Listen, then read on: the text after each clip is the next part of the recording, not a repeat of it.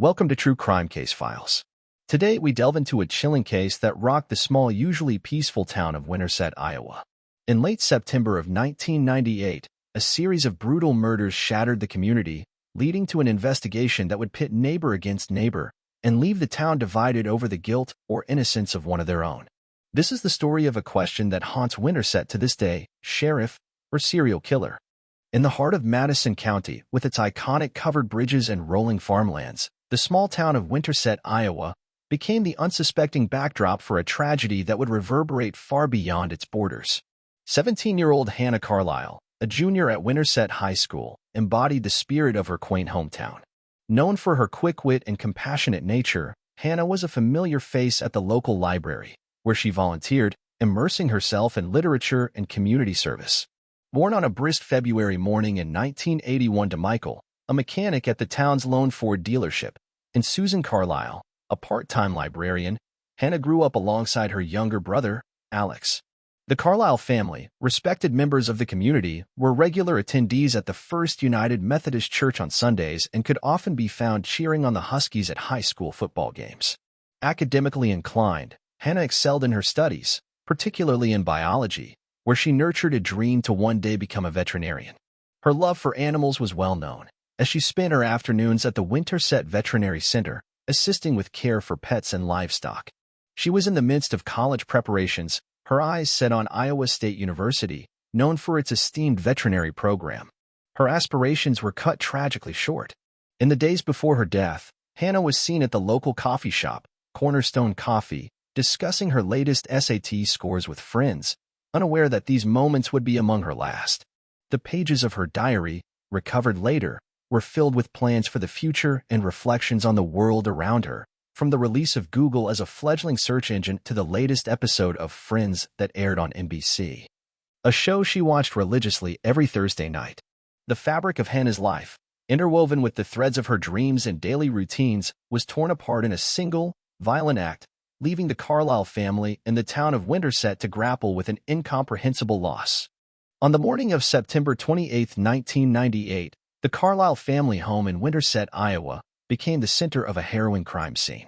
At approximately 7:05 a.m., Susan Carlisle, in a state of disbelief, found her daughter, Hannah, unresponsive in her bedroom. The tranquility of the early autumn day was shattered by Susan's heart-wrenching screams, which echoed through the corridors of the modest suburban home. She frantically dialed 911, her voice trembling as she urged dispatchers to send help immediately. The local police department responded with urgency, arriving at the scene within minutes. The lead investigators, Detective John Marley, a seasoned officer with over 20 years on the force, and Detective Erin Soto, known for her keen analytical skills, were met with a sight that would haunt even the most experienced law enforcement officials. Hannah, a 17-year-old high school junior with aspirations of becoming a veterinarian, lay motionless on her bed. The scene was a chilling juxtaposition of her orderly room and the violent act that had taken place. She had been suffocated with her own pillow, her throat cruelly slashed by what was later identified as a hunting knife. As the detectives set about their meticulous work, they noted the absence of forced entry, suggesting the perpetrator may have been someone familiar with the family. The local news stations, including KCCI and WCHO-TV, were quick to pick up the story, with reporters descending on the quiet town, eager to cover the tragic event that had unfolded.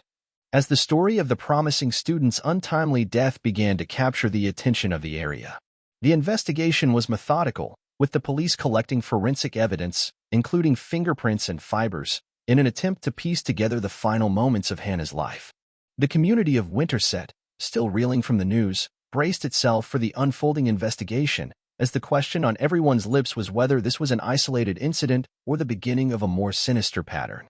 As September drew to a close, the Carlisle family grappled with the enormity of their loss, and a town awaited answers with bated breath. In the wake of Hannah Carlisle's tragic demise, Winterset High School became the backdrop for intense scrutiny as investigators zeroed in on Landon Bondi, an 18-year-old senior and Hannah's boyfriend. The month of October 1998 saw the small town of Winterset, Iowa, thrust into the spotlight, with news outlets like the Des Moines Register covering the unfolding drama. Landon, known among his peers for his ambition to innovate in the burgeoning tech industry, exhibited erratic behavior post-Hannah's death, capturing the attention of law enforcement. His dream of starting a tech company, inspired by the likes of Silicon Valley's Apple and Microsoft, was overshadowed by the investigation. During police interrogations, Landon's demeanor vacillated between defensive and agitated, raising suspicions. However, a comprehensive psychological evaluation subsequently diagnosed him with untreated schizophrenia, offering some explanation for his recent conduct. His alibi for the time of Hannah's murder was corroborated, ruling him out as a suspect and adding another layer of complexity to the case.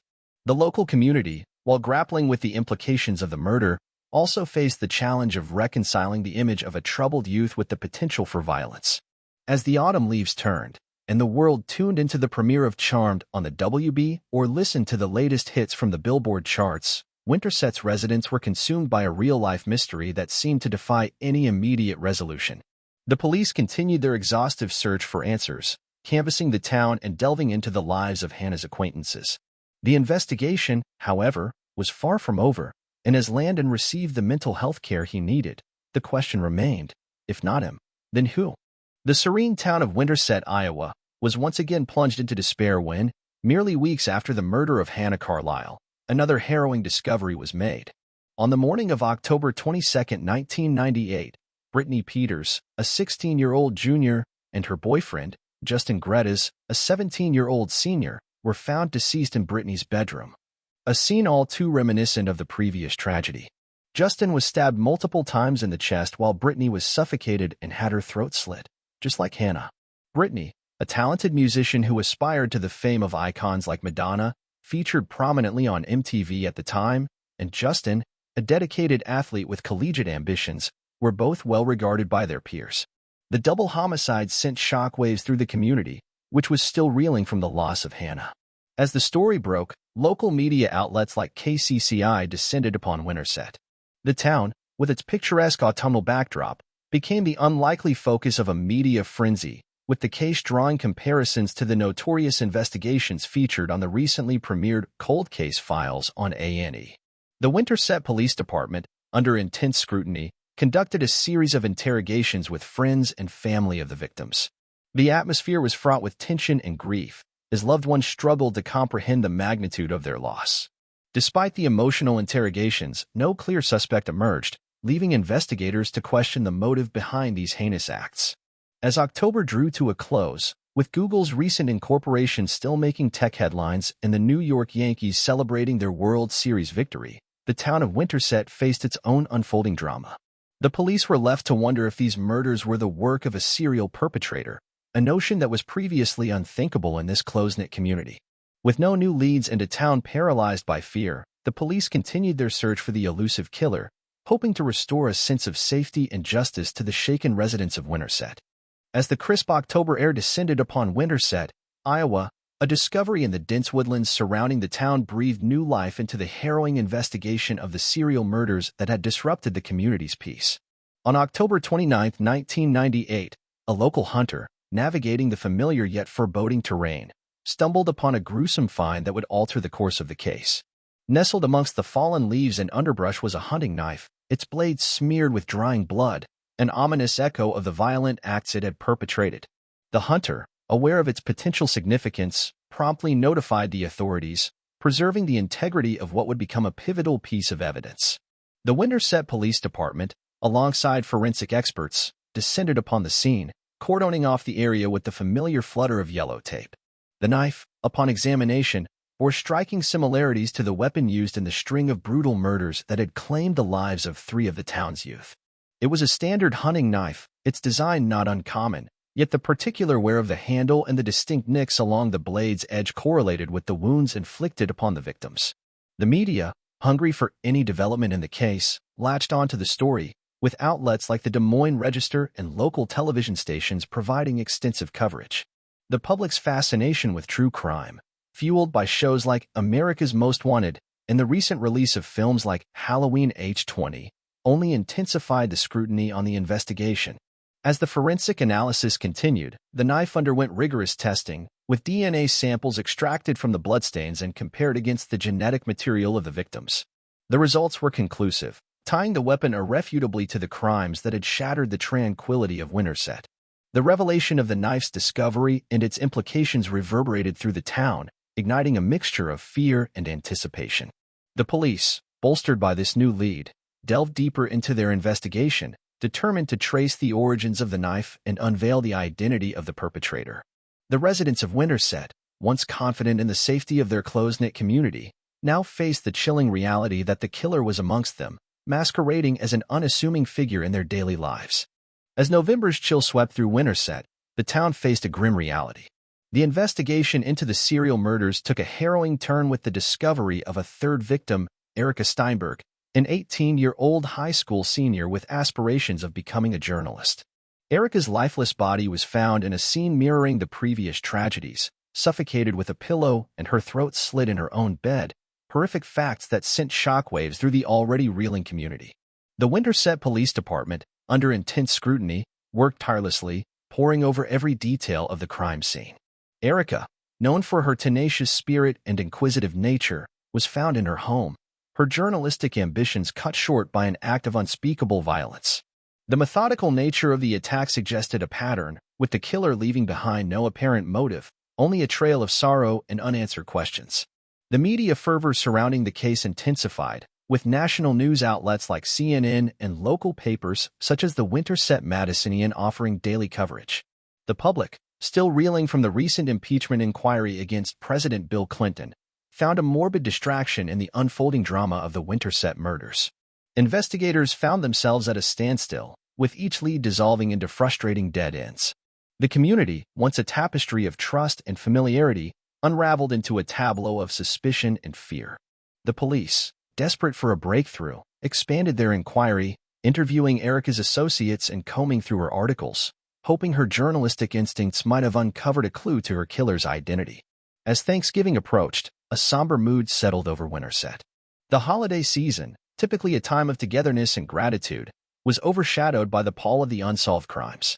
The Steinberg family, along with the Carlyles and Peters, faced an empty seat at the table, a stark reminder of the joy that had been so cruelly snatched away. December 1998 brought more than just the festive lights and holiday cheer to Winterset, Iowa. It brought a turning point in the chilling serial murder case that had gripped the town. The focus of the investigation shifted dramatically when suspicion fell on an unexpected figure, Sheriff Jeffrey Van Dyke, aged 47, a respected and seasoned lawman with no apparent motive for such heinous crimes. The sheriff, who had been the face of law enforcement in Madison County for years, was now under the microscope. His home and office became the epicenter of the investigation. The search revealed a hunting knife collection, one of which, currently missing, closely matched the murder weapon discovered the previous month. This discovery, coupled with Van Dyke's inability to provide an alibi for the nights of the murders, cast a shadow of doubt on his innocence. Local media outlets like KCCI and the Des Moines Register were quick to pick up the story, drawing parallels with the recent impeachment of President Bill Clinton, which dominated headlines. The community, which had watched the Star Report drama unfold on their televisions, now found their own scandal unfolding in their backyard. December 1998 in Winterset, Iowa, was marked not by the usual holiday spirit, but by the arrest of Sheriff Jeffrey Van Dyke.